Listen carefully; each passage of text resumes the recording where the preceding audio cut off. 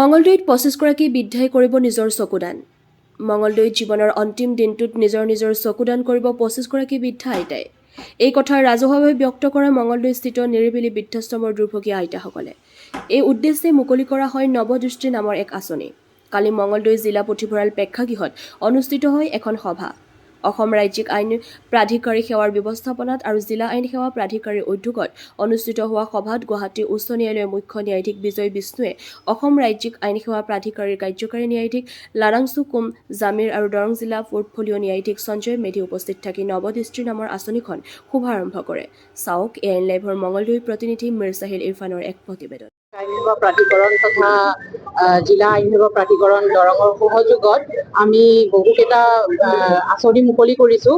এটা নৱদৃষ্টি বুলি এটা আঁচনি মুকলি কৰিছোঁ, যাৰ জৰিয়তে আমি নেত্ৰদান মহান কাম, এই কামটিত আমি আগবঢ়োৱাৰ বাবে সকলোতে আমি প্ৰচাৰ কাৰ্য অব্যাহত ৰাখিছোঁ। আৰু ইতিমধ্যে দৰং জিলা আইন সেৱা প্ৰাধিকাৰীৰ ছেক্ৰেটেৰী মহোদয় শতাব্দী বাইদেউ তেখেতে যথেষ্টখিনি কষ্ট কৰিছে এই নেত্ৰদানক প্ৰমোট কৰিবৰ কাৰণে।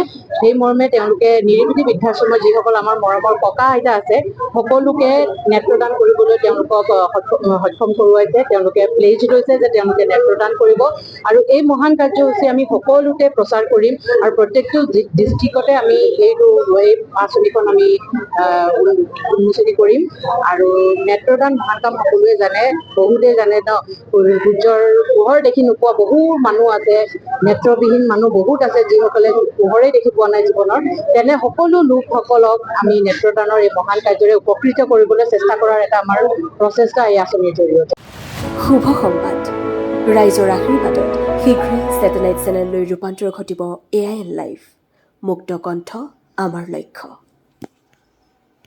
যিকোনো খবৰ আৰু বিজ্ঞাপনৰ বাবে যোগাযোগ কৰক 7896121996 লগতে 7002537271 আৰু 9854011916।